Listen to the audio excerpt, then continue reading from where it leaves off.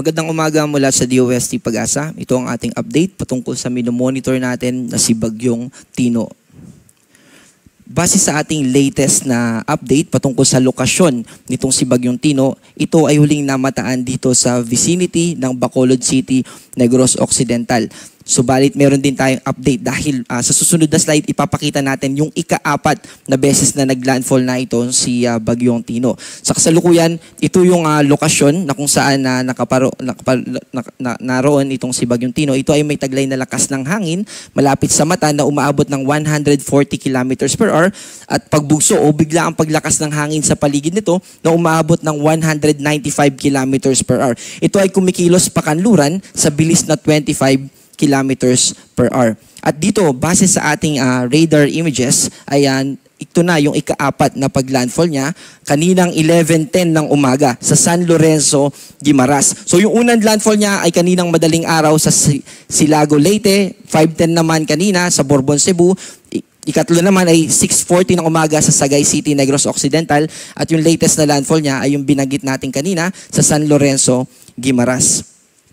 Para sa magiging track o yung tatahakin pa nitong si Bagyong Tino, sa mga susunod na oras ay babaybayin niya o muli siyang magla-landfall dito sa Panay Islands and eventually ay dadaan siya dito sa Sulusi at pupunta na siya dito sa northern portion ng Palawan. Posible ito na maglandfall dito sa ilang islands dito sa Palawan. And by Wednesday, bukas po ng umaga ay base sa ating analysis ay nasa labas na ito ng ating kalupaan. Magtutuloy-tuloy pa rin yung pagkilos nito kanluran, hilagang kanluran and by Thursday ng umaga ay nasa labas na ito ng Philippine Area of Responsibility. Mananatili siya na nasa typhoon category throughout its passage or yung sa habang binabaybay niya. And by Friday ay nandito na ito sa eastern part ng Vietnam. So dahil dito ay may nakataas pa rin tayo na signal number 4. Kasama dyan yung probinsya, yung central and southern portion ng Antique, kasama yung Cuyo Islands, probinsya ng Guimaras, Iloilo, Capiz, southern portion ng Aklan, ganun din naman yung southern portion ng Negros Occidental at Negros Oriental. Signal number 3 naman, dito sa mga nakakulay orange, yung northern portion ng Aklan at ganoon din naman yung northern portion ng Antique, kasama yung Kaluya Islands, yung southern portion ng Masbate, kasama ang Cebu, northern portion ng Cebu, kasama ang Bantayan Islands, at yung central portion ng Negros Occidental, ganoon din sa Negros, yung central portion ng Negros Oriental, kasama din yung northern portion ng Palawan. So kasama yung Calamian Islands at Kaluya Islands. And signal number 2 naman, dito sa mga nakakulay dilaw, yung northern part pa rin ng Palawan, yung southern part ng Occidental Mindoro at Oriental Mindoro, yung probinsya ng Romblon, yung central portion ng Masbate,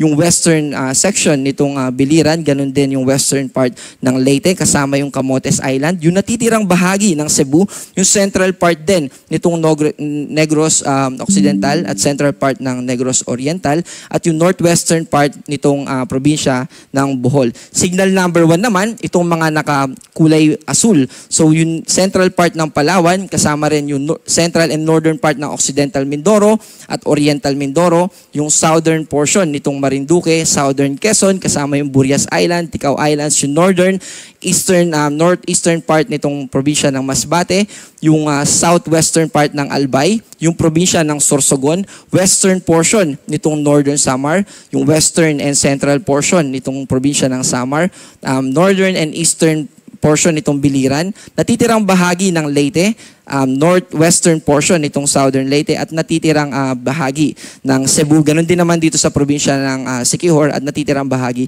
ng Negros Oriental. So yun po yung merong mga kinalaman sa lakas ng hangin from signal 1 hanggang signal number 4. Lalo na sa signal number 4, yung mga pagbugso ng hangin na yan, at least 89 kilometers per hour, ay yan po yung mapaminsalang mga lakas ng hangin na posibleng makapagpatumba ng mga puno at kung gawa sa light materials yung ating kabahayan, ito po yung mga madadamage. Kaya gusto po natin na i-emphasize yung kapag pinalikas na po tayo, ay lumikas na po tayo. Bukod doon sa lakas ng hangin na directly associated dito kay Bagyong Tino, meron ding pagbugso ng hangin. Nadala naman ng northeast monsoon at shear line yan sa Luzon at ganoon din naman yung trough or yung extension nitong si Bagyong Tino. Dito yan yung extension ni Bagyong Tino ay nakakaapekto dito sa Sarangani, Davao Occidental at Davao Oriental.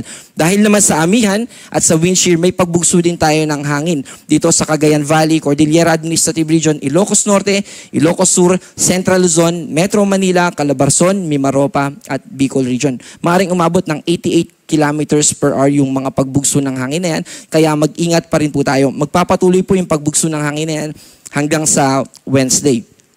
Yun po yung mga may kinalaman sa hangin patungkol dito kay Bagyong Tino at iba pang systems na nakakaapekto sa atin.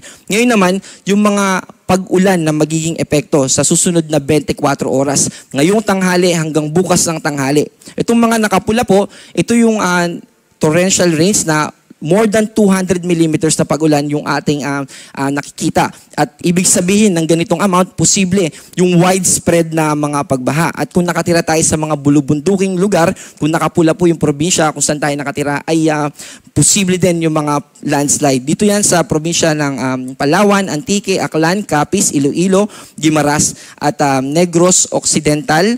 At dito naman sa mga naka-orange, yan yung 100 to 200 millimeters. Ang ibig sabihin naman yan, sa isang probinsya, posible yung multiple o yung kalat-kalat na mga pagbaha. Dito yan sa probinsya ng Occidental Mindoro, Oriental Mindoro, Romblon, Quezon, ganun din dito sa Cebu, Siquijor at Bohol. Yung kulay dilaw naman, yan yung 50 to 100 millimeters for the next 24 hours. Ang ibig sabihin naman yan ay posible yung mga flash floods o yung mga biglaang pagbaha, lalo na sa mga low-lying areas, mabababang lugar o sa mga flood-prone areas, mga bahain talaga. Dito yan sa probinsya ng Rizal, Isabela, Laguna, Batangas, Camarines Norte, Marinduque, Camarines Sur, Catanduanes, Albay, Sorsogon, Masbate, Northern Samar, Eastern Samar, Biliran, Leyte, Southern Leyte. Ganun din dito sa Dinagat Island, Surigao del Norte, Agusan del Norte, Misamis Oriental, Misamis Occidental, Zamboanga del Norte, Lanao del Norte at Lanao del Sur. Yung sa mga walang kulay naman po, hindi po ibig sabihin yan ay hindi na tayo makakaranas ng mga pag-ulan. Posible pa rin po tayo makaranas ng mga pag-ulan pero hindi lang kasing lakas nung mga naka-highlight na may kulay.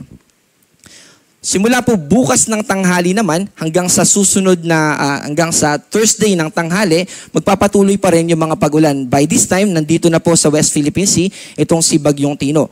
At nakataas pa rin sa orange o 100 to 200 dito sa Palawan, Occidental Mindoro. At 50 to 100 naman dito sa probinsya ng Aurora, Quezon, Batangas, Marinduque, Oriental Mindoro, Aklan, Romblon, Antique, Capiz, Iloilo at Guimaras. Nagtataka po tayo, bakit po kaya may dilaw pa rin dito although nakalabas na labas ng kalupaan itong si Bagyong Tino. Ito po ay dahil sa shear line at mas i-elaborate po natin yan sa mga susunod na slide. At meron pa rin po tayo nakataas na storm surge warning. Yung mga nakapula po dito, ibig sabihin yan ay more than 3 meters na storm surge yung posibleng makaapekto sa ating coastal areas. Again, yung storm surge po ay dala kapag may bagyo, so yung lakas ng hangin at yung alon na pwedeng humampas sa dalampasigan, ito po yung warning na yun o tinatawag din natin na daluyong. Yung orange naman po, yan yung 2.1 hanggang 3 meters na paghampas ng alon sa ating mga dalampasigan. Yung dilaw naman, yan yung 1 to 2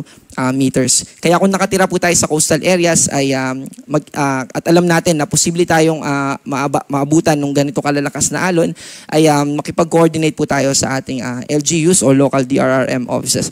Ang difference naman po, dahil may nakataas din tayo na gale warning. Yung gale warning naman, kapag pumalaot po tayo, ganun, ito naman yung matataas na alon na ma-encounter natin. Kaya hindi po natin ini-encourage yung anumang aktibidad dito sa mga naka-highlight na pula sa mga baybay dagat natin.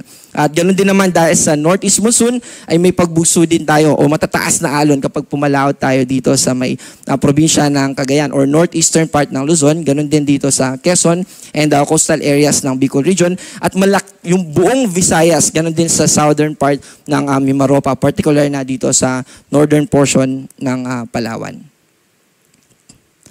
Also, meron po tayong nakataas na heavy rainfall warning. Yung kaninang pinakita po natin ay yung weather advisory. Yung time frame po nun ay for the next 24 hours, for the next 3 days. Itong heavy rainfall warning naman po, ito yung sa susunod na 3 oras. So, yung 3 oras na yan ay nagpapakita na kapag nakakulay pula, more than 30 millimeters na within 3 hours lang. At ito rin po yung heavy rainfall warning din, yung warning na nagte-text po sa atin kapag yellow na or orange na sa lugar natin, yan yung nagme-message through NDRRMC. At kapag po nakakulay pula, ibig sabihin karampatang aksyon na yung dapat nating gawin. At ganoon din naman po dito sa mga nakakulay orange, ay yan po ay 15 to 30 millimeters for 3 hours lang na duration. Itong mga dilaw naman, kasama po dito sa nakakulay blue, yan yung expecting tayo ng thunderstorm activity. So, although hindi siya nakapasok doon sa heavy rainfall warning, pero makakaranas pa rin po tayo ng mga pag-ulan. At dala po yan nung shear line. Yung shear line naman po, ayan yung salubungan ng hangin na dala ng amihan at saka yung easterlies or yung hangin na galing sa Pacific Ocean. At ganoon din naman yung epekto ng northeast monsoon na magdadala rin ng mga pag-ambon o light rain sa malaking bahagi ng Luzon. Yung binanggit po natin kanina na satellite image, meron po tayong mga hindi dun in-explain. Ito po yung shear line na kakasabi lang po natin, and then yung amihan din. At gusto po din natin i-update yung ating mga kababayan. Dahil kaninang alas 8 ng umaga, yung low pressure na binabantayan natin dito sa labas ng Philippine Area of Responsibility ay tuluyan ng naging bagyo. At ito po ay bibigyan din natin ng local name na uwan or sa Bisaya po ito ng ibig sabihin ay ulan. Sa kasalukuyan ito ay nasa layong 1,985 kilometers east ng northeastern Mindanao. Kahit na nasa labas pa po ito ng PAR, ay dahil naging bagyo na siya, ay naglabas na rin po tayo ng Tropical Cyclone Advisory. At sa susunod na slide po, ito po ay zoom lang natin para mas maipakita yung itsura ng mga kaulapan na kaugnay dito sa tropical depression na tatawagin natin na uwan kapag pasok niya ng Philippine Area of Responsibility. So ito po yung ating track. So tropical depression siya sa kasalukuyan, pero nakikita natin na yung paglakas niya into tropical storm, eventually severe tropical storm into typhoon, ay nakikita natin na malakas yung mataas yung posibilidad. At papasok po ito ng Philippine Area of Responsibility ng typhoon category by Friday night or Saturday ng umaga. Kaya heads up po sa ating mga kababayan dahil although medyo may kalayuan pa siya at posible pa na magbago yung track nito, pero gusto po natin in advance na i-inform yung ating mga kababayan patungkol dito sa sa tropical depression na ito na muli ay posibleng makaapekto sa atin lalo na sa darating na weekends. Again po, gusto po natin na iparating sa ating mga kababayan na yung mga reports po natin na ito, ang gusto po nito after all ay mapaghanda yung ating mga kababayan at mabawasan yung mga damages, ganun na rin sa ating properties or ganun na rin sa ating mga buhay. Na kung posible naman na lumikas tayo o maghanda tayo, gumawa tayo ng mga aksyon para mabawasan yung damages na yun, ay gawin po natin. At yan po yung ating paalala. Ako po si John Manalo. Ang panahon ay nagbabago, kaya maging handa at alerto.